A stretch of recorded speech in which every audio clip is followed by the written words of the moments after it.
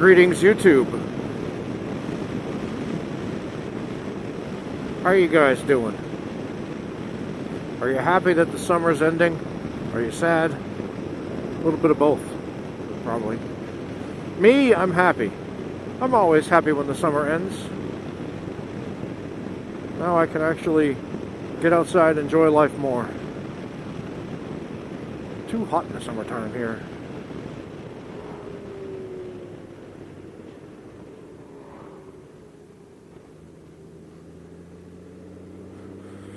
Today is the 30th of August. Payday. Get that cheddar, get that cheddar. That's like the least believable non-white thing I've ever said.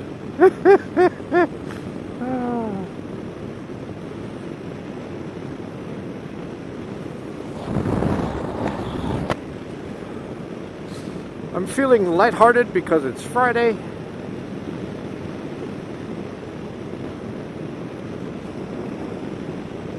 My birthday's coming up. I'm going to be 49 soon. Ain't that some shit? Ain't that a thing?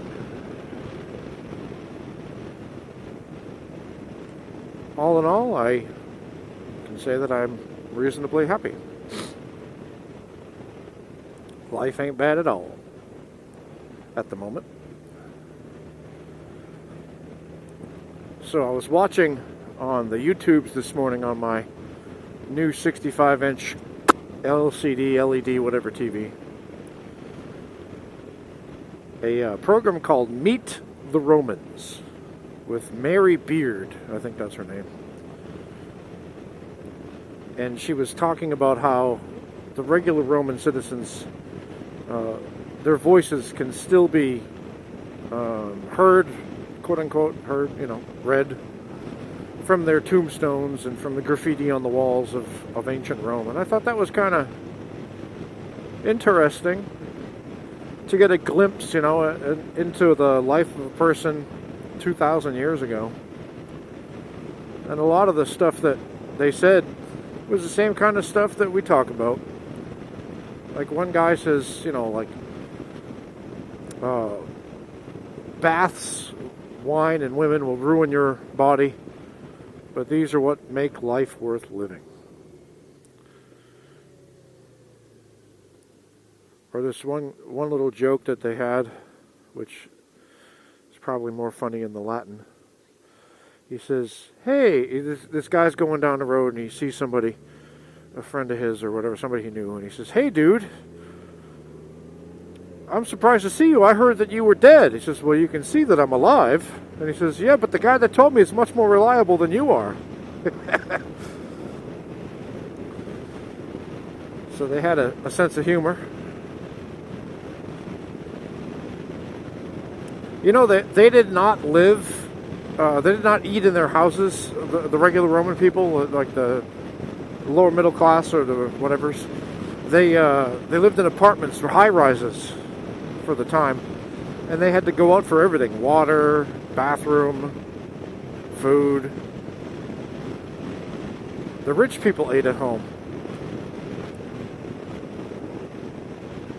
We're kind of going back to the eating out thing, aren't we? Or at least ordering takeout. It makes you wonder, what will people 2,000 years from now think about us and our little lives? Will any of this reality trickle down to a time thousands of years in the future? We don't put our stuff in stone anymore, so the digital formats change so often and so much. A lot of stuff, I imagine, is lost.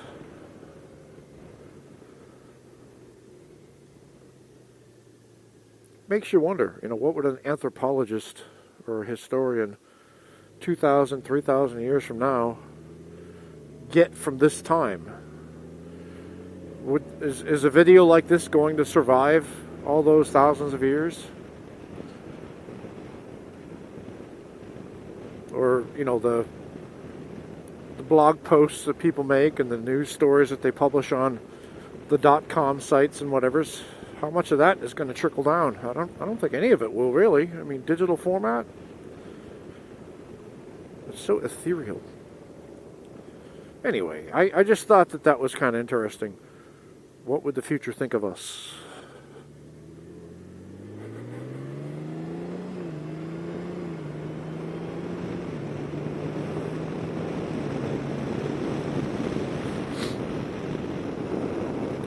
I don't know if I could give a message to the future.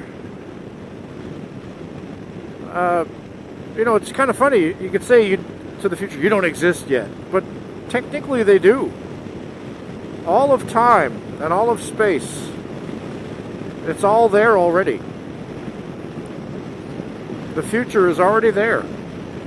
How do you know? Well, relativity and all that.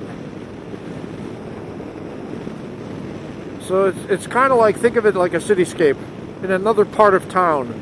Does a person live in the other part of town even though you can't see them? Yeah. So think of time that way.